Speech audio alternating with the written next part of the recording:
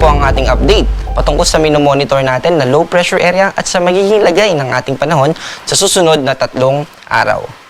Base po dito sa ating latest na lokasyon ng low pressure area na ating minomonitor, ito ay nasa layong 355 kilometers west ng Calayan, Cagayan. Ito po ay nakataas na sa category na high. Ang ibig pong sabihin nito ay sa susunod na 24 oras, inaasahan na natin na ito ay magiging isang ganap na bagyo o tropical depression.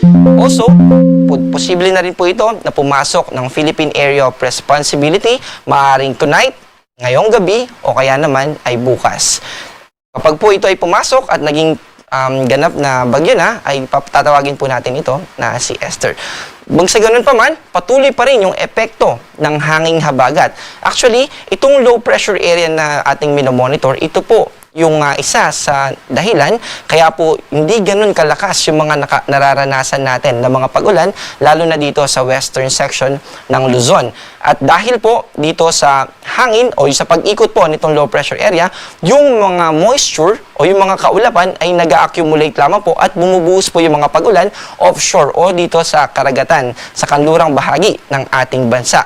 At ito rin po yung dahilan kaya di pa rin po tayo nakakapag-onset ng rainy season. Also, mamaya po ay babalita din natin na nag-onset na po. So, next po natin na update ay dahil sa patuloy na epekto ng habagat ay nakataas pa rin yung ating weather advisory. Ibig sabihin, posible pa rin na makaranas ng 50 hanggang 100 millimeters na mga pag-ulan yung ilan nating mga kababayan sa western section ng Northern Luzon at Central Luzon. Ibig sabihin po ng ganitong amount ay posible yung mga pagbaha, lalo na sa mga low-lying areas o dun sa mga bahaing lugar. Dito po yan sa Ilocos Norte, Ilocos Sur, Abra, La Union, Benguet, Pangasinan, Zambales at Bataan.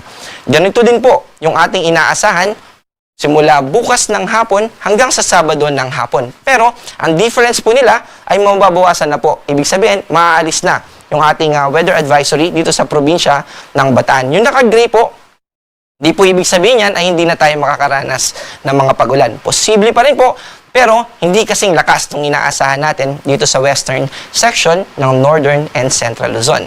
Simula naman po ng Sabado ng hapon hanggang sa Sunday ng hapon, mas mababawasan na yung mga nakataas natin sa weather advisory. Sa mga panahong ito, yung bagyo, yung posibleng bagyo na ating minomonitor, na LPA pa lang ngayon, ay nasa bandang Taiwan na at mas mababawasan na yung epekto nito. So, limitado na lamang po yung ating advisory dito sa Ilocos Norte, Ilocos Sur at probinsya ng La Union.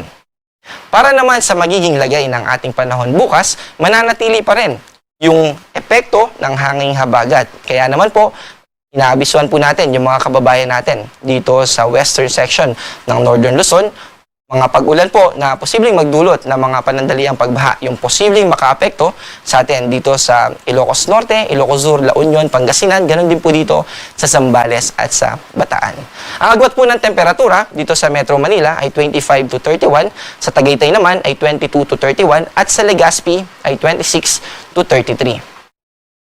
Dito naman sa Palawan, ganun din sa Visayas at sa Mindanao, mananatiling mas mababa yung tsansa ng mga pag-ulan. Posible lamang po yung tinatawag natin na mga localized thunderstorms. Yung mga localized thunderstorms, ito po yung bigla-biglaan na lang na magkakaroon ng mga pag-ulan at yung issuance po natin o yung forecast natin patungkol dito ay nilalabas ng Pag-asa Regional Offices. Up to municipal level naman po o mga lugar na pwede nating malaman kung magkakaroon ba ng mga thunderstorms sa ating lugar. So, pwede po natin bisitahin yung panahon.gov.ph para makita natin kung may posible bang thunderstorm sa susunod na 2 hanggang 3 oras. Ang agwat ng temperatura dito sa Puerto Princesa ay 25 to 32.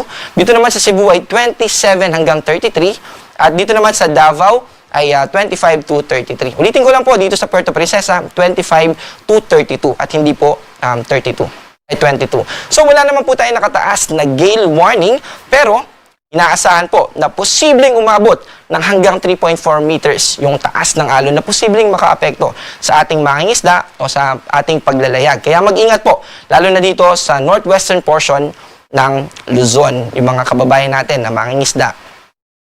para sa magiging lagay ng ating panahon sa susunod na 3 araw sa weekends, simula Saturday hanggang sa Monday. Dito po sa Metro Manila, hanggang Saturday ay posible tayo makaranas ng maulap na kalangitan at may tsansa ng mga pag-ulan, pero by Sunday and Monday ay mababawasan na po. Ibig sabihin, yung posibleng makaapekto na sa atin at this time, Sunday and Monday, ay yung mga localized thunderstorm. Ganun din po sa Baguio, pero extended lang po ng hanggang Sunday dito sa Baguio dahil nandito po siya sa western part ng Northern Luzon. Dito naman sa Legazpi, mababawasan na po yung mga pag-ulan na, noong mga nakaraang araw din naman po ay hindi tayo nakakaranas ng significant o malalakas na pag-ulan. So magpapatuloy po yung partly cloudy to cloudy skies at posible pa rin yung mga localized na thunderstorms. Yung onset po ng rainy season, base sa criteria na ating ginagamit ay nakapasa na po yung majority ng mga stations natin. Kaya naman po ay onset o official na po na nire-release ng Pag-asa na rainy season na. Pero gusto rin po natin na ipagbigay alam sa ating mga kababayan na hindi po porket na rainy season na ay tuloy-tuloy na ng mga pag-ulan yung mararanasan natin, lalo na sa western section ng ating bansa. Dahil posible pa rin po yung mga monsoon break. Ibig sabihin, kahit na rainy season na, may mga tsansa pa rin na at least 3 days na magkakasunod ay hindi tayo makaranas ng mga pag-ulan. And yan po yung ating update.